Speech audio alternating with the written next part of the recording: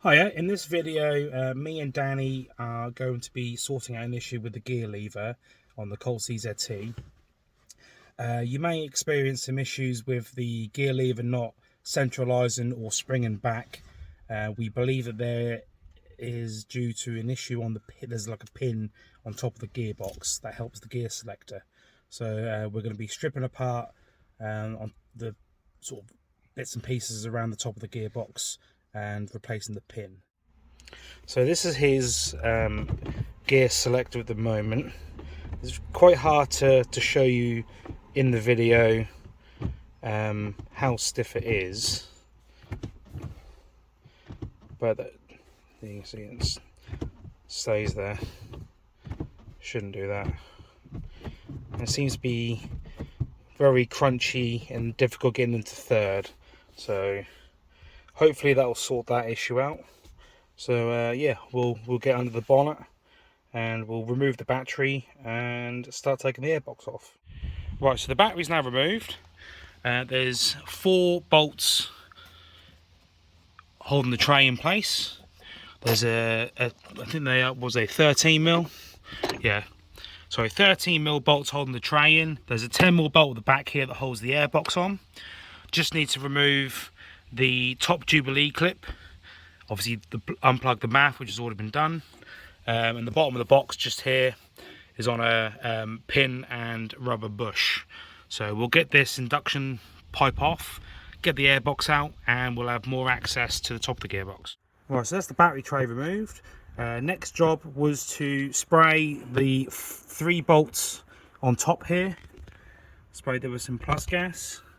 These are a T40 internal drive Torx, so we'll go to crack them off and then just prise the shifter cables off with a flathead screwdriver, being careful not to damage the rubber bush. Right, so we've got the gear linkage cables off. So in the previous clip I said about be careful because the bush will tear, and that's exactly what's happened here.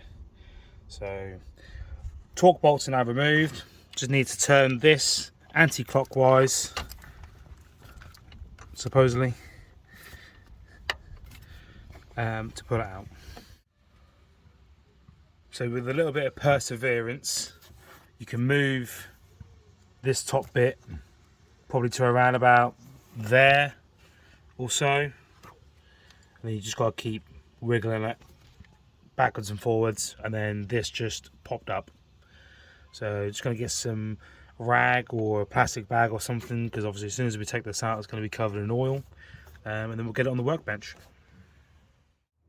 So we now have the assembly out of the gearbox, and it's this pin here that is the issue.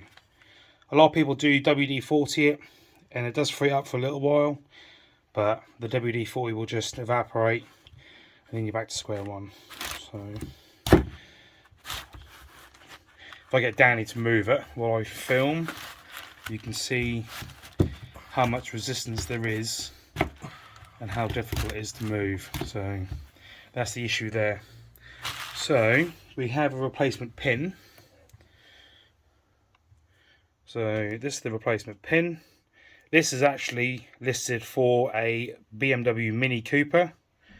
It uses a very, well, I think it's the same assembly itself. So luckily they supply a repair pin, bush, whatever you want to call it. So what we'll do now is we'll use a flat wheel to remove this beveled edge off. The pin will hopefully then come out.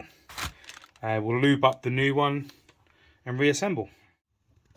Right, so we're ground away at the lip of the original bush on this side, and on the other side it's almost now out. So we've used, what size drill bit was that? Let's check.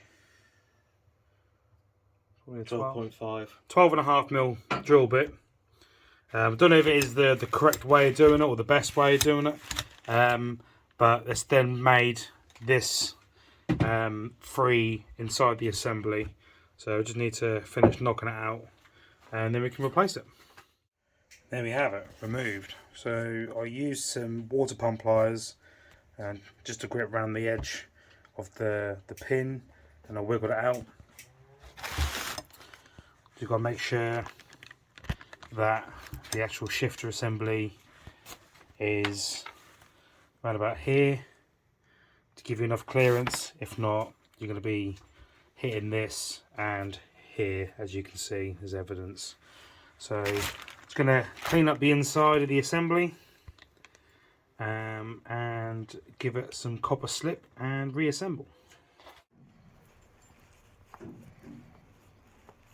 Much better, silky smooth.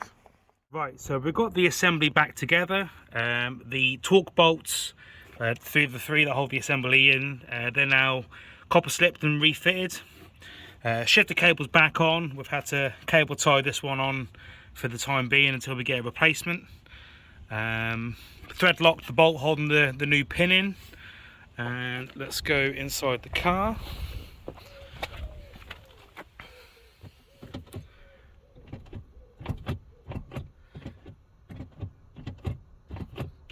Much better.